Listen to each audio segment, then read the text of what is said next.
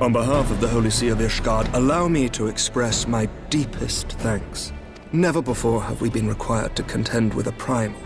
Indeed, there were fears in some quarters that our knights might not be equal to the task. From what we have now learned of these beings, I can say with certainty that we would have lost a great many men had the Scions not intervened. Then the argument for preemptive action should be self-evident. Perchance now you will reconsider my proposal that Ishgard move against Natalan. Ere we first met, a similar proposal was tabled, but the Holy See decreed that we were to observe, and that military action should be taken only in self-defense. All things considered, it was not an unreasonable decision. Since the calamity, 2 vigils have fallen to the Horde, while Garuda has never shown any inclination to storm the gates of judgment.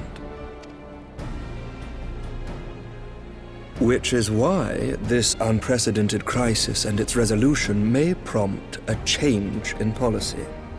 You who have faced these primals know well the threat they pose. Ishgard did not. Not until now. And there is naught like a brush with death to change a man's outlook. At the very least, this should silence any lingering objections to our arrangement with Revenant's Toll. The Holy See may even feel moved to grant us its formal endorsement. So far as it is possible, the Scions shall be compensated for their service.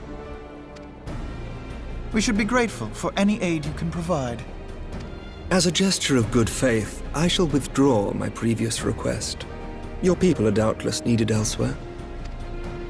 That will not be necessary. We, too, have a vested interest in watching Dravania's movements. I see. Once more, I must thank you. Sir Emmerich, if I may, do you truly believe that Midgard-Zoma could return? The heavens are a window unto truth, but those who interpret their movements are not infallible. I requested your involvement as a precautionary measure. But of course, you sought an excuse to compensate us from the first, mindful of what would happen if Revenant's Toll were taken by your enemies. Ishgard is not wont to aid its neighbors, but that does not preclude it from manipulating them to serve its own interests. Choose your next words carefully.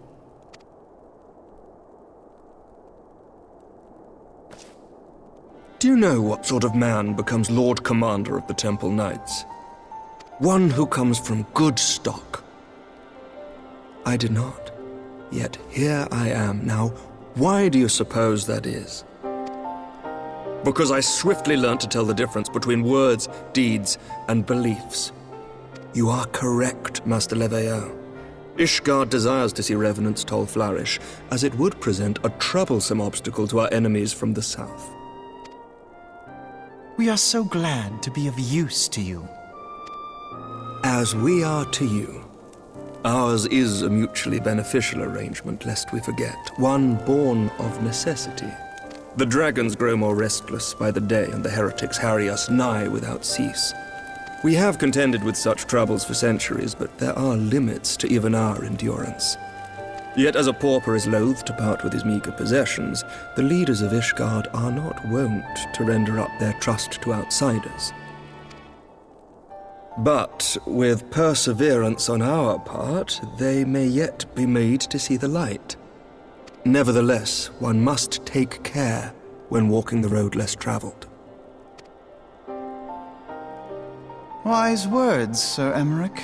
I shall make a point to remember them. I must apologize for my earlier outburst. I hope it will not sour our good relations. Not at all. You but spoke from the heart. I trust you understand that at times my duties may prevent me from meeting with you. On such occasions, my second-in-command will speak for me. Lucia, at your service. Pray excuse our reticence. We are but wary of speaking too freely, lest our sentiments be made known to our enemies. Know that the Lord Commander and I are of one mind, for the sake of Ishgard, and of Eorzea at large. I pray our peoples can put aside their differences. Those who dwell in the past risk losing sight of their future. Should aught befall one of our shipments, pray inform Lucia immediately. You may also relay to her any words you might have for me alone. Not being of Ishgardian birth, she owes no allegiance to any noble house, making her as near to incorruptible as one can find in my homeland. Suffice it to say, I trust her completely, and so may you. Which reminds me, Lord Orchefon, if you would be so kind? Certainly.